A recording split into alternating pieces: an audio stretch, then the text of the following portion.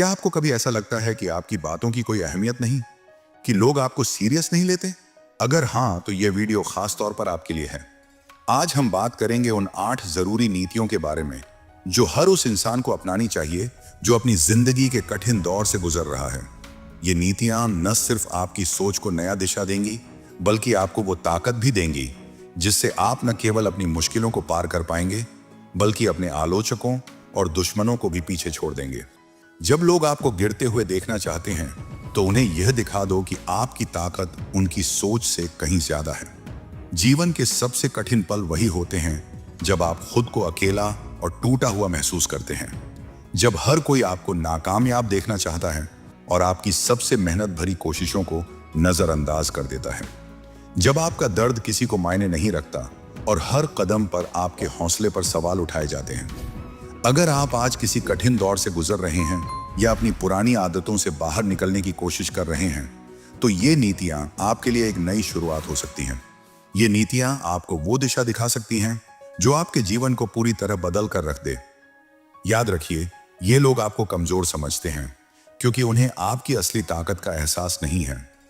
अगर आपकी सोच सही है और आप खुद पर विश्वास रखते हैं, तो कोई भी मुश्किल या बुरा वक्त आपको तोड़ नहीं सकता। तो चलिए अब शुरू करते हैं। नंबर 1, अपनी कमजोरी किसी को मत दिखाओ। जिंदगी में हर इंसान के भीतर कुछ ना कुछ कमजोरियां होती हैं। ये एक सामान्य और स्वाभाविक बात है, लेकिन हर किसी के सामने उन कमजोरियों को जाहिर कर देना हमेशा सही नहीं होता। अक्सर हम ये सोचकर अपनी परेशानियों और भावनाओं को दूसरों से साझा करते हैं कि वे हमारी मदद करेंगे या समझ पाएंगे, पर सच्चाई ये है कि दुनिया में हर कोई हमारे लिए सहानुभूति नहीं रखता। कुछ लोग सिर्फ सुनते हैं लेकिन दिल से साथ नहीं देते, जबकि कई ऐसे भी होते हैं जो हमारी कमजोरी को एक अवसर की तरह देखते हैं और उसका फायदा उठाने की कोशिश करते हैं। इसीलिए यह समझदारी होती है कि हम अपनी कमजोरियों को अपने तक सीमित रखें और सोच समझकर ही किसी से साझा करें। इस दुनिया में ब्रॉडली 2 तरह के लोग होते हैं। पहले वे जो अपने फायदे के लिए दूसरों की स्थितियों का इस्तेमाल करना जानते हैं, और दूसरे वे जो अपनी भावनाओं में बहकर खुद को कमजोर स्थिति में ले जाते हैं। जब आप अपनी कमजोरी खुले तौर पर दिखाते हैं, तो कुछ लोग सहानुभूति जताते हैं, लेकिन कई बार यह केवल एक दिखावा होता है। ऐसे लोग आपकी हालत को समझने की जगह उसमें अपनी सुविधा ढूंढते हैं। इसलिए खुद को एक मजबूत इंसान की तरह पेश करना जरूरी है, ताकि लोग आपको हल्के में ना लें और ना ही आपके साथ किसी तरह का गलत व्यवहार कर सकें। इस संदर्भ में चाणक्य की नीतियां आज भी अत्यंत प्रासंगिक हैं। चाणक्य कहते थे कि एक राजा या किसी भी नेतृत्व करने वाले व्यक्ति को अपनी कमजोरियों को दूसरों के सामने प्रकट नहीं करना चाहिए। ऐसा करना शत्रु के लिए एक खुला निमंत्रण होता है कि वह आपके खिलाफ रणनीति बना सके। चाणक्य के अनुसार, अगर कोई व्यक्ति अपनी कमजोरियों को छिपाकर आत्मबल के साथ निर्णय लेता है, तो वह न सिर्फ कठिन समय से उबर पाता है, बल्कि अपने शत्रुओं को भी मात दे सकता है। उनका मानना था कि किसी भी राज या गोपनीय बात को बिना सोच समझे सभी के सामने रखना खुद को नुकसान पहुंचाने जैसा है। भरोसा करना जरूरी है, लेकिन सभी पर नहीं। यह भी चाणक्य की नीति का एक मूल सिद्धांत है।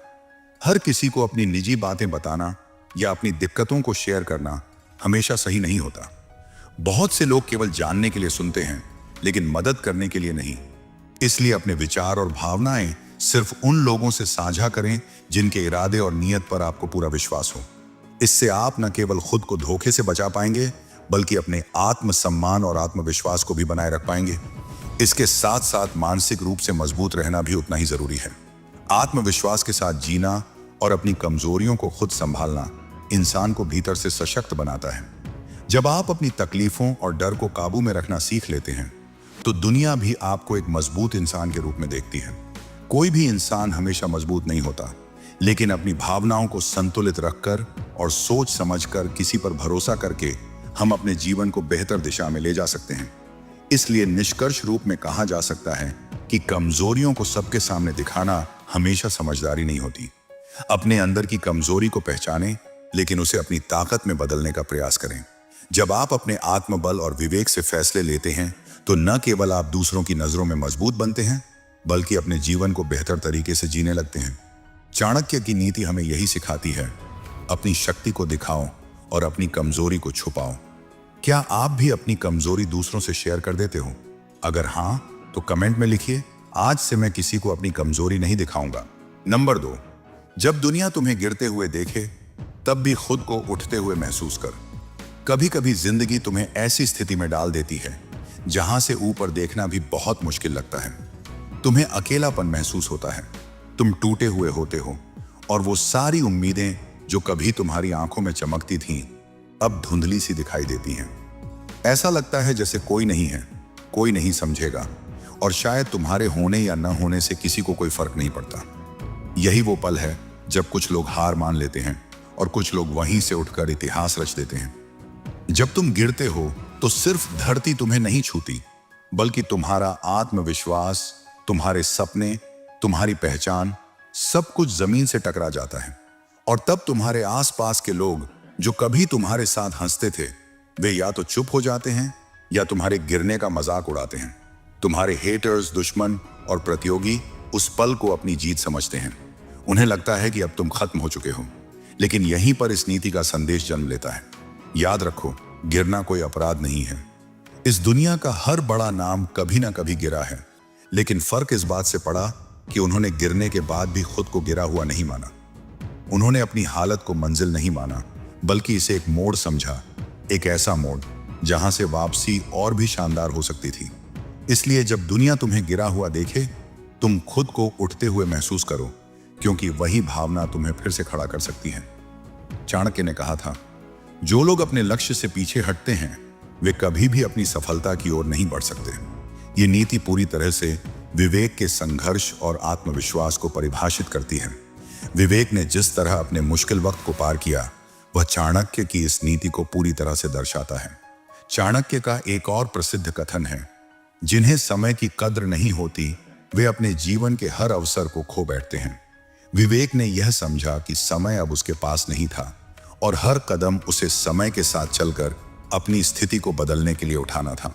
उसने अपने समय का सदुपयोग किया, न कि वक्त के आगे झुका। यही सिद्धांत हमें यह सिखाता है कि कभी भी हालात को अपने ऊपर हावी मत होने दो, बल्कि उसे अपने फायदे के लिए बदलो। चलिए एक कहानी के जरिए समझते हैं।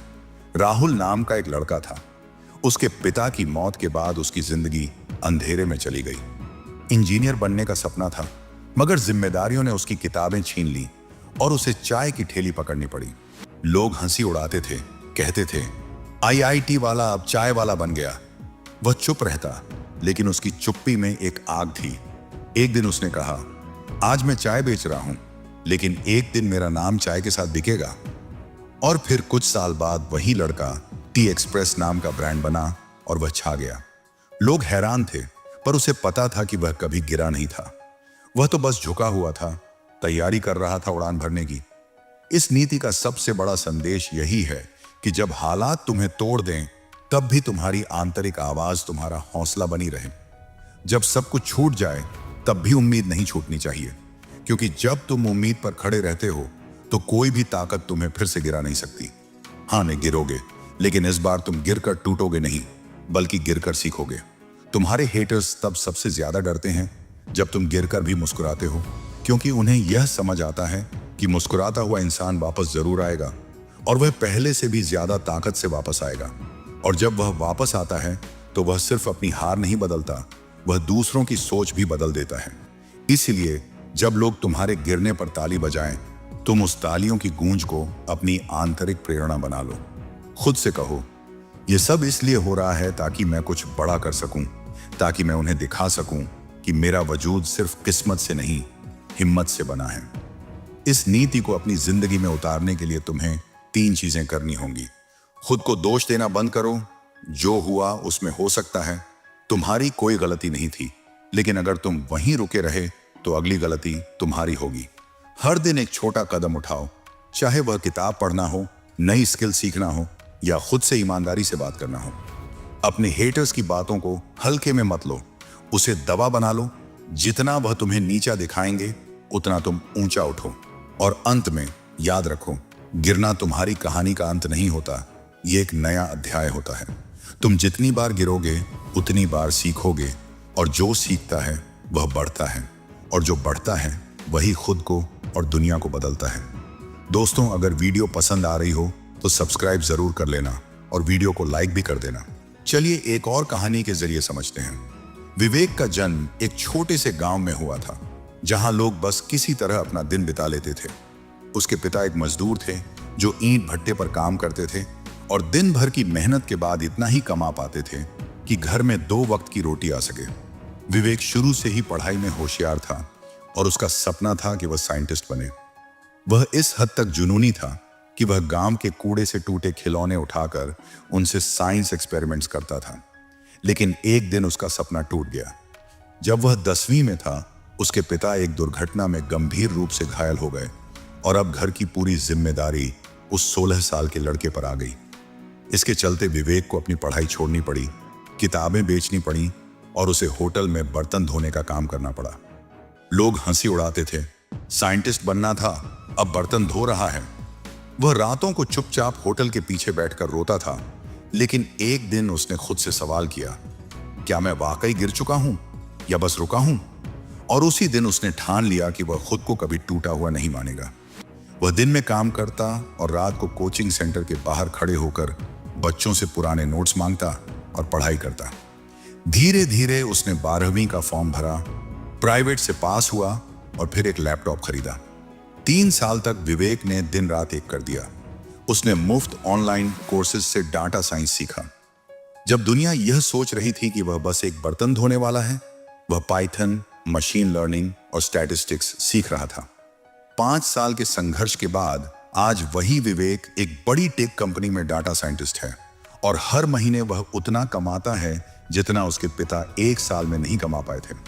उसने अपने घर को नया बनाया, पिता का इलाज करवाया और उसी होटल में जहां वह बर्तन धोता था, अब एक कॉफी स्टार्टअप खोला। नाम रखा रिस्टार्ट कैफे, क्योंकि उसकी जिंदगी वहीं से रिस्टार्ट हुई थी। जब लोग तुम्हें गिरा हुआ समझे, तब तुम्हें खुद पर यकीन करना होगा। विवेक का हौसला, उसकी मेहनत और उसका अंदर से उठ खड़ा होना यही सिखाता है कि हालात चाहे जैसे भी हों, अगर तुम्हारी सोच गिरने ना दे तो तुम कभी नहीं गिरोगे। उसने अपने हालात को जस्टिफाई नहीं किया, बल्कि अपनी मेहनत से उन्हें बदल दिया। यही है नीति नंबर 2 का सार। नंबर 3, कभी भी अपने गुस्से या दर्द में वह मत बोलो जो तुम्हारे भविष्य को जला दे। क्या आपने कभी ऐसा अनुभव किया है जब किसी के शब्द आपकी आत्मा को भीतर तक चीर जाएं?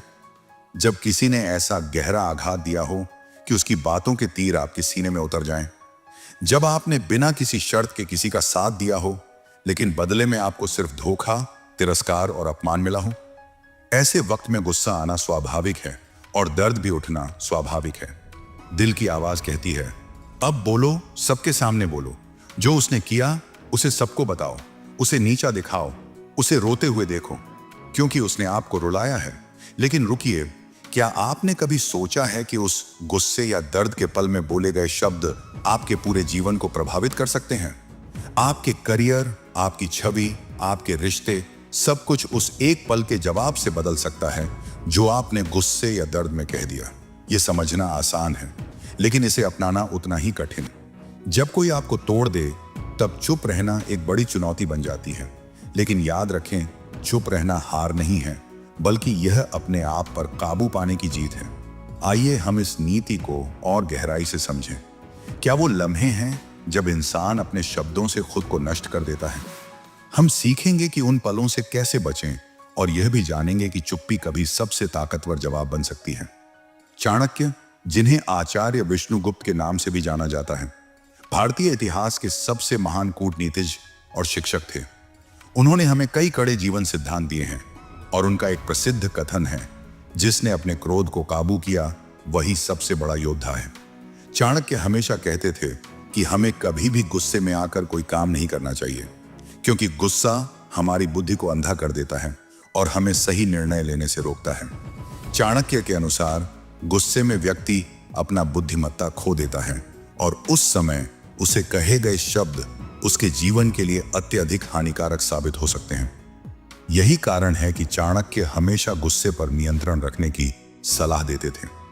उनका मानना था कि जब कोई व्यक्ति गुस्से में होता है तो वह दूसरों को क्षति पहुंचाने के बजाय अपने ही भविष्य को खतरे में डालता है। हम सभी के भीतर एक भावनाओं का समंदर है, दर्द, अपमान, गुस्सा, जलन, अकेलापन। कभी कोई दोस्त धोखा दे जाता है, कभी भाई ही दुश्मन बन जाता है, कभी प्यार में धोखा मिलता है, तो कभी किसी और ने हमारी मेहनत पर कब्जा कर लिया। ऐसे समय में दिल में तूफान उठता है और मन करता है अब मैं उसे दिखा दूंगा, उसे खत्म कर दूंगा। लेकिन यही हम सबसे बड़ी गलती कर बैठते हैं। हम उस दर्द में वो बोल देते हैं जो हमारे जीवन को ही तबाह कर देता है। गुस्से में बोले गए शब्द तलवार से भी ज्यादा गहरे जख्म देते हैं। तलवार का घाव भर सकता है, लेकिन शब्दों का जहर एक जिंदगी भर आपको सता सकता है। और सबसे बड़ा खतरा यह है कि यह जहर दूसरों से ज्यादा खुद हमें खोखला करता है। चाणक्य का उदाहरण। चाणक्य का जीवन भी गुस्से और धोखे के कई उदाहरणों से भरा पड़ा है। एक समय की बात है जब चाणक्य ने मौर्य साम्राज्य की नींव रखी थी और चंद्रगुप्त मौर्य को एक बड़ा सम्राट बनाया था।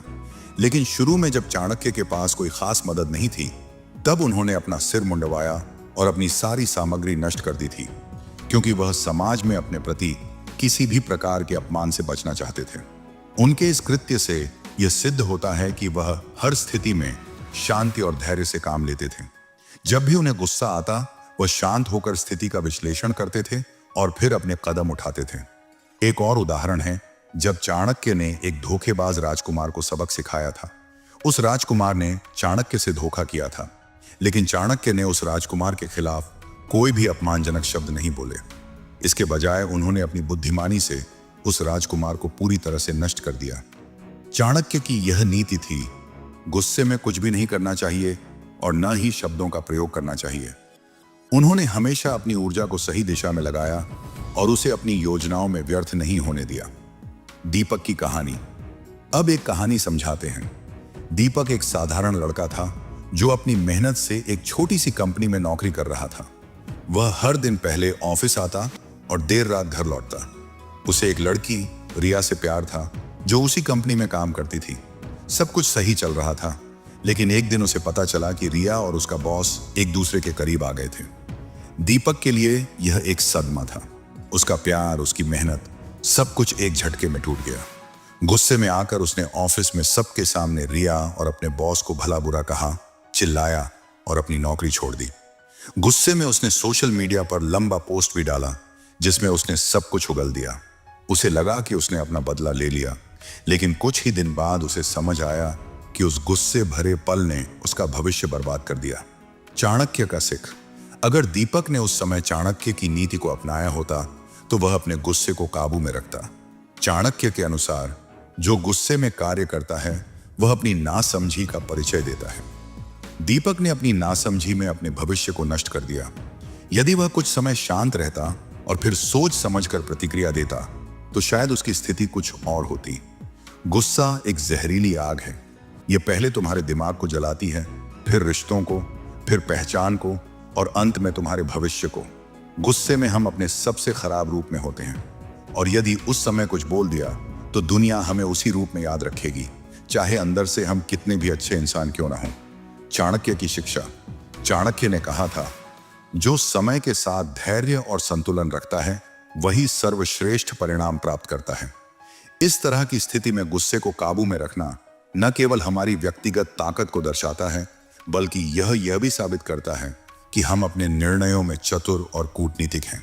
इसीलिए नीति नंबर 2 कहती है, गुस्से और दर्द में चुप रहना बोलने से कहीं अधिक बहादुरी है।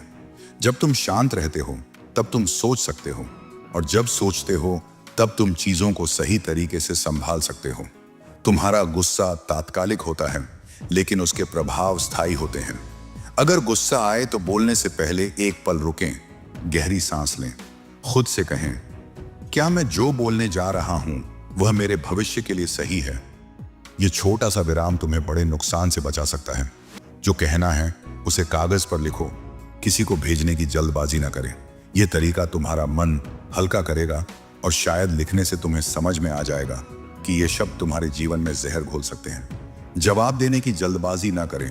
कभी कभी सबसे बड़ा जवाब चुप्पी ही होती है। चाणक्य का अंतिम सिख। याद रखें, वह व्यक्ति जो अपनी जुबान पर काबू रखता है वही सबसे महान होता है। चुप्पी जो तुम्हारी आत्मशक्ति को दर्शाती है, उसे अपनाएं। नंबर 4, जो तुम्हें तोड़ता है वही तुम्हें बनाता भी है। क्या आपने कभी महसूस किया है कि जब जीवन में सबसे अधिक अंधेरा होता है तब किसी न किसी रूप में रोशनी का एक रास्ता खुलता है। जब कोई अपना आप को छोड़कर चला जाता है, जब सारी मेहनत के बावजूद आप खाली हाथ रह जाते हैं, जब लोग आपकी हंसी उड़ाते हैं और कहते हैं तुमसे कुछ नहीं हो सकता, तब कहीं ना कहीं अंदर से कुछ टूटता है। वह टूटन कभी किसी रिश्ते की होती है, कभी विश्वास की, कभी अपनी पहचान की, लेकिन शायद यही टूटना असली शुरुआत होती है, क्योंकि किसी भी निर्माण की प्रक्रिया विध्वंस से ही शुरू होती है। जैसे एक बीज को धरती में दफन होकर खुद को तोड़ना पड़ता है ताकि वह एक पेड़ बन सके, वैसे ही इंसान को भी अपनी सीमाएं तोड़नी पड़ती हैं। दर्द सहना पड़ता है, तभी वह अपने असली रूप में उभरता है। लोग अक्सर यह सवाल करते हैं, अगर भगवान हमारे भले के लिए सोचता है तो हमें इतना दर्द क्यों देता है? लेकिन क्या आपने कभी यह सोचा है कि लोहा बिना आग में तपे तेज नहीं हो सकता, और हीरा तब तक एक साधारण पत्थर ही रहता है जब तक वह हजारों टन दबाव सहकर धरती के भीतर से बाहर नहीं निकलता। जो चीज आपको तोड़ती है वही आपको आकार देती है, क्योंकि अगर आप कभी टूटेंगे नहीं तो आप कभी खुद को जान नहीं पाएंगे। हर बार जब आप गिरते हैं, हर बार जब आप हारते हैं, तब असल में आपकी आत्मा और भी मजबूत होती है, और तब आपको यह समझ में आता है कि आपके भीतर कितनी ताकत छिपी हुई है। कभी कभी तकलीफें इसलिए आती हैं ताकि आप अपने आसपास के नकली लोगों को पहचान सकें, और सबसे बड़ी बात, खुद को पहचान सकें।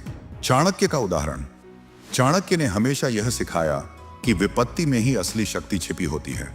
उन्होंने कहा था कि जो आपके संघर्ष को महसूस कर सकता है वही सच्चा समर्थक है। चाणक्य ने भी बहुत कठिनाइयों का सामना किया था, लेकिन उन संघर्षों के कारण ही उन्होंने भारत में मौर्य साम्राज्य की नींव रखी। उनका मानना था कि जो आपको तोड़ता है वही आपको मजबूती से खड़ा करता है। मुकुल की कहानी। मुकुल एक साधारण लड़का था, लेकिन उसकी आंखों में सपने थे। कॉलेज में सिया से उसका प्यार हुआ। उसने सिया को अपनी जिंदगी का सबसे बड़ा हिस्सा बना लिया। उसने अपने करियर, दोस्तों और खुद के सपनों को पीछे छोड़कर सिर्फ सिया को प्राथमिकता दी। लेकिन जब मुकुल की नौकरी गई और आर्थिक तंगी आई तो सिया ने कहा कि उसे इस रिश्ते से घुटन हो रही है, और वह उसे छोड़कर चली गई। यह मुकुल के लिए एक आंधी की तरह था। वह टूट गया, अकेलापन उसे अंदर से खा रहा था। लेकिन एक दिन उसने खुद से सवाल किया, क्या किसी के जाने से मैं इतना कमजोर हो गया हूं कि अब खुद को संभाल भी नहीं सकता? उसी दिन उसने खुद को फिर से बनाने का फैसला किया। उसने डिजिटल स्किल्स सीखी, फ्रीलांस प्रोजेक्ट्स किए और 3 साल के भीतर अपनी खुद की कंपनी खड़ी कर दी। आज मुकुल दूसरों को यही सिखाता है, जो तुम्हें तोड़ता है वही तुम्हें बनाता भी है, बशर्ते तुम टूटकर हार मानने के बजाय खुद को फिर से जोड़ने की हिम्मत रखो। हर किसी की जिंदगी में एक मुकुल जैसा पल आता है, जब सब कुछ छूटता हुआ लगता है, जब दिल भी साथ नहीं देता और भविष्य धुंधला सा दिखाई देता है। लेकिन जो एक चीज आपको आगे बढ़ाती है वह है हिम्मत। हिम्मत यह मानने की कि जो टूटा है वह फिर से बन सकता है। हिम्मत यह समझने की कि हर चोट, हर ठोकर, हर आंसू आपके भविष्य को आकार दे रहा है। नंबर 5, हर बात का जवाब देना जरूरी नहीं होता। जिंदगी में एक ऐसा समय आता है जब लोग आपकी खामोशी को कमजोरी समझते हैं, आपकी सफलता से जलते हैं और आपके खिलाफ बातें बनाते हैं। लोग आपके बारे में झूठ फैलाते हैं, ताने देते हैं, आपको नीचा दिखाने की कोशिश करते हैं, और तब सबसे बड़ा सवाल उठता है, क्या हमें जवाब देना चाहिए? लेकिन सच्चाई यह है कि हर बात का जवाब देना जरूरी नहीं होता, क्योंकि जवाब तब दिया जाता है जब सामने वाला समझने लायक हो, और अक्सर सामने वालों की नीयत केवल आपको उकसाने की होती है, समझने की नहीं। अगर आप हर पत्थर का जवाब देने लगेंगे तो आप कभी मंजिल तक नहीं पहुंच पाएंगे। कभी कभी खामोशी सबसे बड़ा हथियार बन जाती है, क्योंकि जो व्यक्ति चुप रहकर केवल मेहनत करता है वही वक्त के साथ अपनी जीत को साबित करता है। लोग आपके बारे में क्या कहते हैं, इसका जवाब शब्दों में नहीं बल्कि सफलता में होता है। नेहा की कहानी। नेहा एक ऐसी लड़की थी जिसने पढ़ाई में टॉप किया और कॉलेज से निकलते ही अपना स्टार्टअप शुरू किया। उसकी मेहनत रंग लाई और उसका नाम होने लगा। तभी शुरू हुई आलोचना। लोगों ने कहा, किसी लड़के की मदद से सब कुछ हुआ है, वह दिखावा कर रही है, इतनी जल्दी कोई लड़की इतना नहीं कर सकती। नेहा चाहती तो जवाब देती, गुस्से में पोस्ट करती, सबके नाम लेकर कहती कि यह सब झूठ है, लेकिन उसने चुप रहकर सिर्फ काम किया। वह हर सुबह हर रात बिना किसी सफाई के बस मेहनत करती रही। 2 साल बाद वही कंपनी जिसने उसका मजाक उड़ाया था, उसी कंपनी ने उसके स्टार्टअप को करोड़ों में खरीदने का प्रस्ताव भेजा। एक इंटरव्यू में उसने कहा, अगर मैं जवाब देती तो मैं उनका खेल खेल रही होती। मैंने चुप रहकर अपने काम को जवाब बनने दिया। जब लोग आपको नीचा दिखाने की कोशिश करें तो याद रखें, चुप रहकर आगे बढ़ना ही सबसे बड़ा बदला होता है। हर बार लड़ने से आप बड़े नहीं बनते। कभी कभी नजरअंदाज करके आगे बढ़ जाना ही असली जीत होती है। चाणक्य का दृष्टिकोण। चाणक्य ने भी यही सिखाया था कि जो अपना समय दूसरों के साथ विवाद में बर्बाद करता है, वह खुद को कभी सफल नहीं बना सकता। उनका कहना था कि मौन रखना और अपने काम में मग्न रहना ही सबसे बड़ा उत्तर होता है। इसलिए जब अगली बार कोई रिश्ता आपको तोड़े, कोई हालात आपको रुलाएं, कोई हार आपको भीतर से तोड़ दे, तो मुस्कुराकर खुद से कहिए, शुक्रिया जिंदगी, अब मैं खुद को फिर से बनाऊंगा और इस बार पहले से बेहतर। कभी भी खामोशी का महत्व समझें, क्योंकि शब्दों से ज्यादा कभी आपकी सफलता बोलती है। नंबर 6, हर हार में कुछ सीख होती है अगर तुम सीखना चाहो तो। हम अक्सर मान लेते हैं कि हार मतलब अंत है।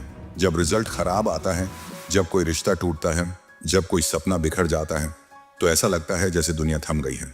हम खुद को कोसते हैं, किस्मत को दोष देते हैं और कई बार इतना टूट जाते हैं कि उठने की हिम्मत ही नहीं होती। लेकिन सच्चाई यह है कि हर हार के भीतर एक तोहफा छिपा होता है, एक सबक, एक चेतावनी, एक दिशा। मगर यह तोहफा हमें तभी मिलता है जब हम उस हार से भागने के बजाय उसे सीखने का फैसला करते हैं। जिंदगी की सबसे बड़ी सीखें किताबों से नहीं, टूटने के बाद उठने से मिलती है। जो गिरकर फिर चला वही असली विजेता है। मैं आपको एक कहानी सुनाता हूं। यह कहानी है आदित्य की। आदित्य बचपन से ही होशियार बच्चा था। हर क्लास में टॉप करना, हर प्रतियोगिता में जीतना, यह उसकी आदत थी। उसके माँ बाप, रिश्तेदार, स्कूल के टीचर सब उसे भविष्य का IAS ऑफिसर मानते थे। 12वीं के बाद उसने UPSC की तैयारी शुरू की। पहले अटेम्प्ट में वो बहुत कॉन्फिडेंट था, लेकिन उसका प्रीलियर भी नहीं हुआ। दूसरे अटेम्प्ट में वो इंटरव्यू तक गया, लेकिन फाइनल लिस्ट में नाम नहीं आया। तीसरे अटेम्प्ट में वो इतने टूटे हुए थे कि उन्होंने तैयारी ही छोड़ दी। घर वालों ने ताने मारने शुरू किए, दोस्तों ने दूरी बना ली और अंदर ही अंदर आदित्य डिप्रेशन की कगार पर पहुंच गया। लेकिन एक दिन जब वह पुराने नोट्स देख रहा था, उसे एक बात महसूस हुई। मैंने हार को खुद पर हावी होने दिया, लेकिन यह हार तो मेरी शिक्षक हो सकती थी। उसने अपनी कमजोरियों की लिस्ट बनाई, कहां गलती हुई, क्या छूटा, कहां समझ नहीं आया। उसने हार को डिसेक्ट किया, चीर कर समझा कि इसमें क्या सीख थी। उसके बाद उसने चौथे अटेम्प्ट में वो सब कुछ बदल डाला, तरीका, सोच, दृष्टिकोण। और वही आदित्य जिसने हार के कारण जीना छोड़ दिया था, अब एक प्रेरणा स्रोत बन गया। IAS officer Aditya Verma. आज वो खुद युवाओं को यही सिखाता है कि हर बार जीतने से इंसान घमंडी बनता है, लेकिन हार इंसान को गहरा और मजबूत बना देती है। हार हमें वह सिखाती है जो जीत कभी नहीं सिखा सकती। जीत हमें सराहना देती है, लेकिन हार हमें आईना दिखाती है। हार बताती है कि कहां सुधार की जरूरत है, कहां ध्यान कम था, और सबसे जरूरी, हम कौन हैं और कितने मजबूत हैं। हर बार जब आप गिरते हो तो आपके पास 2 रास्ते होते हैं। एक, या तो हार को अपने आत्मसम्मान पर ले लो और टूट जाओ। 2, या उसे एक सच्चा गुरु मानकर खुद को बेहतर बनाओ। हार आपको रोकती नहीं, वो आपको तैयार करती है। अगर आपने ध्यान से देखा तो हर सफल इंसान के पीछे हार की एक लंबी कहानी होती है। जब आप हारते हो तो दुनिया आपको जज करती है। लोग कहेंगे, देखा, हमने कहा था तुमसे नहीं हो पाएगा, अब छोड़ दो। लेकिन यही लोग आपकी वापसी के बाद तालियां भी बजाएंगे। आपको यह समझना होगा कि हार के समय जो आपके साथ खड़ा रहता है वही आपका अपना है, और सबसे जरूरी, आप खुद के साथ खड़े हो। नंबर 7, अपनी तुलना दूसरों से मत करो, क्योंकि तुम्हारा रास्ता सिर्फ तुम्हारा है। क्या तुमने कभी खुद को किसी और की जिंदगी के तराजू में तौला है?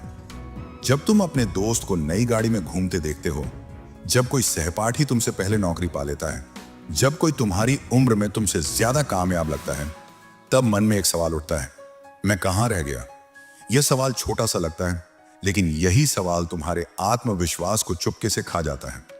तुम अपनी मेहनत, अपने सपनों, अपनी कहानी को भूलकर किसी और की चमक में खो जाते हो।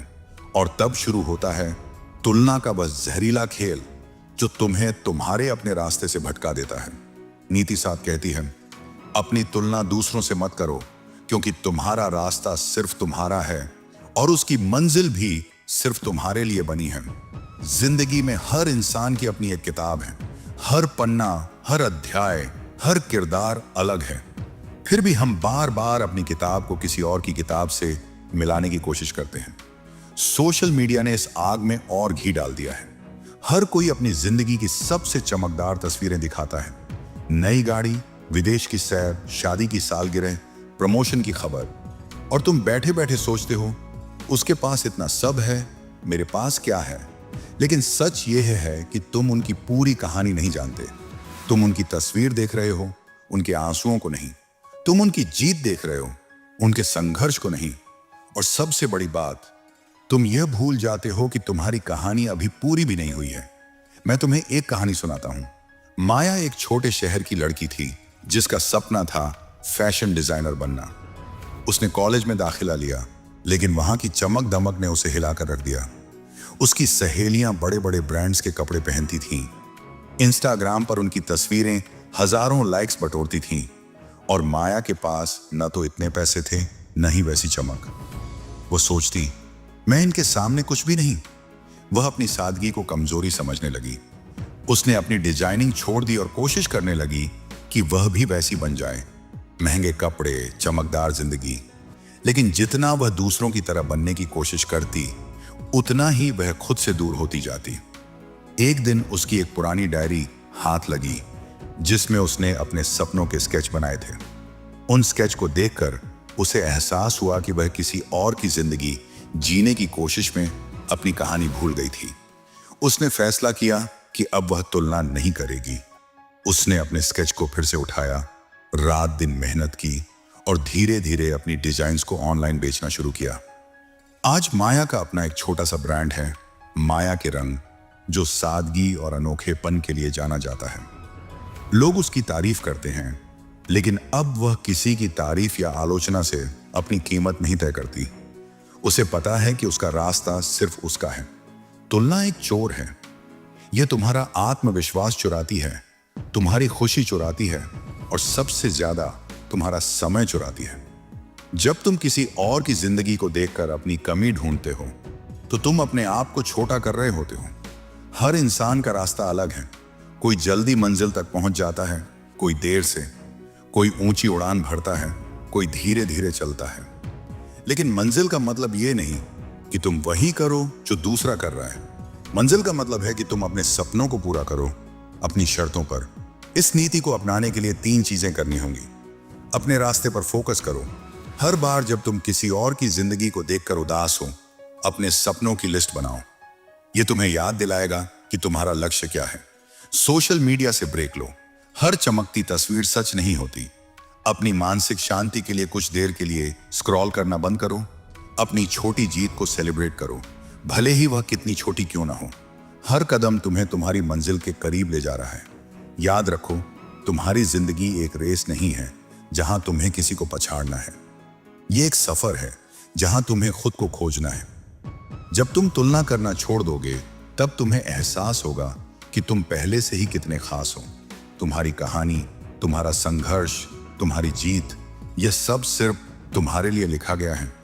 दुनिया में कोई दूसरा तुम नहीं बन सकता, और तुम्हें किसी और बनने की जरूरत भी नहीं है। इसलिए अगली बार जब मन में ख्याल आए कि वो मुझसे आगे है, तो खुद से कहो, मैं किसी और की कहानी नहीं जी रहा, मैं अपनी कहानी लिख रहा हूं। और वह कहानी इतनी खूबसूरत होगी कि एक दिन लोग उसे पढ़कर प्रेरित होंगे। यही है नीति 7 का सार। अपनी तुलना दूसरों से मत करो, क्योंकि तुम्हारा रास्ता सिर्फ तुम्हारा है और उसकी चमक सिर्फ तुम्हारे लिए बनी है। नंबर 8, खुद की इज्जत कर, वरना दुनिया तुझे रद्द कर देगी। कुछ लोग सोचते हैं कि अगर वे अच्छे बनकर रहेंगे, विनम्र रहेंगे, दूसरों की हर बात सुनेंगे, तो शायद दुनिया उनकी इज्जत करेगी। लेकिन सच ये है कि इस दुनिया में आपकी इज्जत वहां से शुरू होती है जहां आप खुद को देखना शुरू करते हैं। अगर आपने खुद को हल्का समझा, तो दुनिया आपको नजरअंदाज करना शुरू कर देगी। अगर आपने खुद को कम आंका, तो लोग आपको पैरों के नीचे रखने में वक्त नहीं लगाएंगे। यह दुनिया मुस्कुराने वाले चेहरे की नहीं, खड़े रहने वाले कंधों की इज्जत करती है। अगर आप खुद अपनी अहमियत नहीं समझेंगे तो कोई और क्यों समझेगा। लोग वहीं झुकते हैं जहां उन्हें ताकत दिखाई देती है। आप कितने अच्छे हैं, आपने दूसरों के लिए क्या क्या किया है, इसका कोई हिसाब नहीं रखा जाता। लोग वो देखते हैं जो आप खुद को दिखाते हैं। अगर आप खुद को एक साइड कैरेक्टर की तरह पेश करेंगे तो वो आपको कभी लीड बनाने नहीं देंगे। आपने कभी गौर किया होगा, जब आप बार बार माफी मांगते हैं बिना गलती के, जब आप हर बार खुद को दूसरों से कम साबित करते हैं, जब आप अपने फैसलों पर टिकते नहीं, तब लोग आपको सीरियस लेना ही छोड़ देते हैं। फिर आप बस एक विकल्प बनकर रह जाते हैं। लोग आपके पास तब आते हैं जब उन्हें जरूरत होती है और फिर छोड़कर चले जाते हैं। यही समाज का नियम है। जो खुद को मजबूत नहीं दिखाता उसे मजबूत माना ही नहीं जाता। एक कहानी है राघव की। एक मिडिल क्लास लड़का जिसे हमेशा यही सिखाया गया था कि दूसरों की सुनो, विनम्र रहो, सबकी इज्जत करो, लेकिन उसने कभी यह नहीं सीखा कि खुद की इज्जत कैसे करनी है। कॉलेज में वो सबसे होशियार था, लेकिन क्लास में सबसे कम सुना जाता था।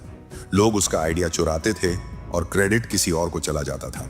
इंटरव्यू में वो सबसे अच्छे जवाब देता था, लेकिन नौकरी उसी को मिलती थी जो खुद को कॉन्फिडेंस से पेश करता था। राघव समझ नहीं पा रहा था कि ऐसा क्यों हो रहा है।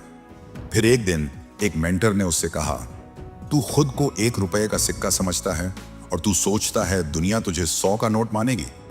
पहले अपनी वैल्यू खुद तय कर, फिर दुनिया तुझे कदर देना सीखेगी। उस दिन के बाद राघव ने अपने सोचने का तरीका बदला।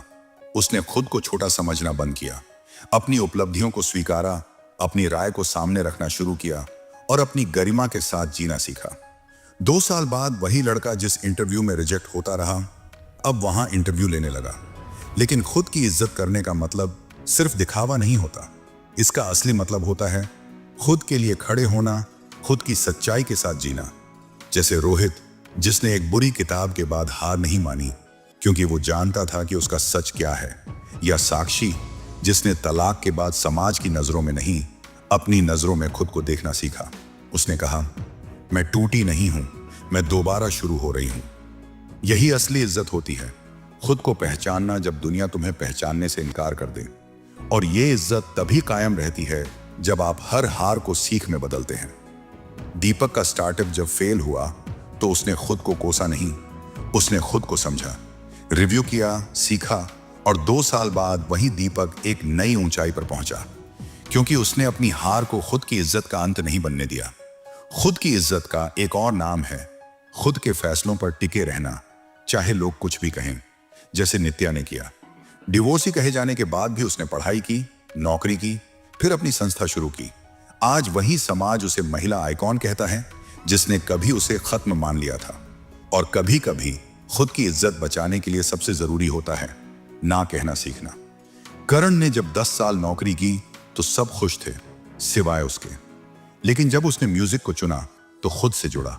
आज लाखों लोग उसके गाने सुनते हैं, क्योंकि अब वो दूसरों की उम्मीद नहीं, अपनी सच्चाई जी रहा है। खुद की इज्जत की एक और निशानी होती है अपने दर्द को वक्त देना, लेकिन उसमें खोना नहीं। पूजा ने जब अपने पति को खोया तो वह बिखर गई थी, लेकिन उसने हीलिंग को समय दिया, खुद को दोबारा जोड़ा और आज वह दूसरों को भी जीना सिखा रही है। और सबसे आखिर में, खुद की इज्जत तब सबसे ज्यादा मायने रखती है जब तुम गिरो और फिर खुद को उठाओ। आरव 5 बार यूपीएससी में फेल हुआ। सबने कहा अब रुक जा, लेकिन उसने कहा जब तक सांस है तब तक आस है। और 6ठी बार वो टॉप 20 में आया, क्योंकि उसने खुद को गिरने नहीं दिया और सबसे जरूरी, उसने अपनी वैल्यू खुद बनाई। इस नीति को जीवन में उतारने के लिए 3 बातें हमेशा याद रखो। अपने बारे में छोटा सोचना बंद करो। जो तुम हो वही काफी है, अगर तुम खुद को पूरी तरह स्वीकार सको। ना कहना सीखो। हर बार दूसरों को खुश करने के लिए अपनी सीमाएं मत तोड़ो। इज्जत वहीं टिकती है जहां सीमाएं बनी रहती हैं। अपने फैसलों के पीछे खड़े रहो। खुद की इज्जत वहीं से शुरू होती है जब तुम अपने सच के साथ टिके रहते हो, चाहे दुनिया कुछ भी कहे। अगर आपको यह कहानी पसंद आई हो तो अब आपके पास एक मौका है खुद को और आगे बढ़ाने का। अगर आप भी अपनी इज्जत और आत्मविश्वास को बढ़ाना चाहते हैं तो हमारे चैनल को सब्सक्राइब करें। हम आपको और भी प्रेरणादायक बातें और सीख देने के लिए यहाँ हैं। आज ही सब्सक्राइब करें और अपनी ताकत पहचानने की शुरुआत करें।